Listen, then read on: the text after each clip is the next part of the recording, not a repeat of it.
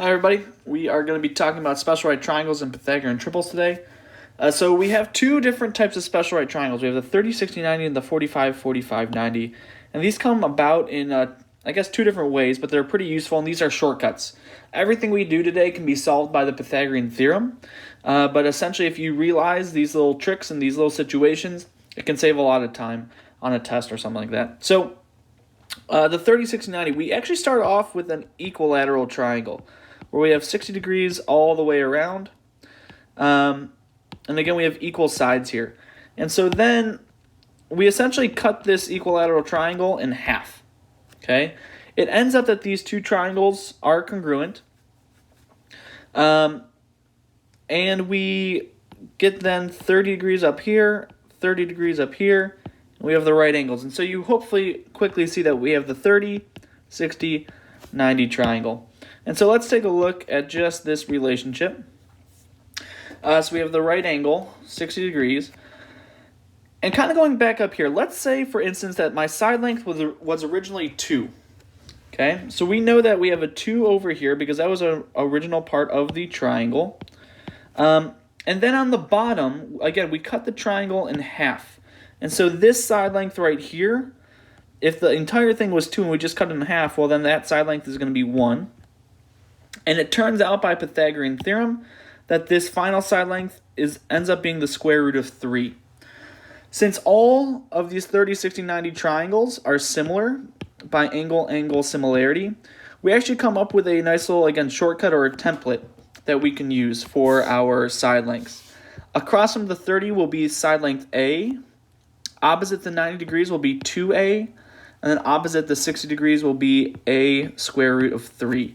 So if I'm given a situation such as this, and I have my 30 degrees, I have my 60 degrees, and I am just given the fact that my hypotenuse is 14, I can actually already know the sides of this triangle.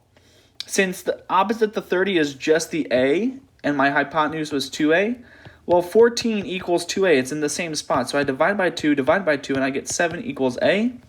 So I can plug in a 7 over here. And then opposite the 60 degrees was A squared root of 3. And so then I now can go 7 square root of 3. And that's done. This triangle is finished. So that's 30, 60, 90. For the 45, 45, 90, we essentially start with a square. And we cut that square in half diagonally. And so we have the square. Again, we all know that the sides are congruent there. But notice that if we label this side length 1 and this side length 1, my diagonal side length is not going to be 1. By Pythagorean theorem, I go 1 squared plus 1 squared equals c squared. So I get 1 plus 1 equals c squared, 2 equals c squared, square root both sides, and I get the square root of 2 equals c. So we essentially say the fact that one diagonal unit on like a grid or something like that is the square root of 2. In a very similar situation with our 3690, the 45, 45, 90 will also be similar with any other 45, 45, 90 triangle. And so if I have my 45, 45, 90, my variables are going to be a and a, right? These are both the same. It's a square. And then I have a square root of 2.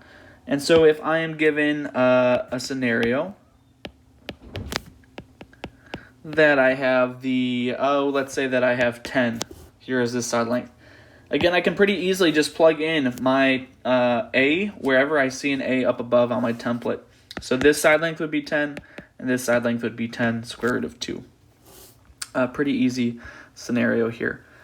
And the last thing we're talking about is Pythagorean triples. Pythagorean triples are, again, kind of a cool instance. They come about when we have a right triangle, right? We're using Pythagorean theorem.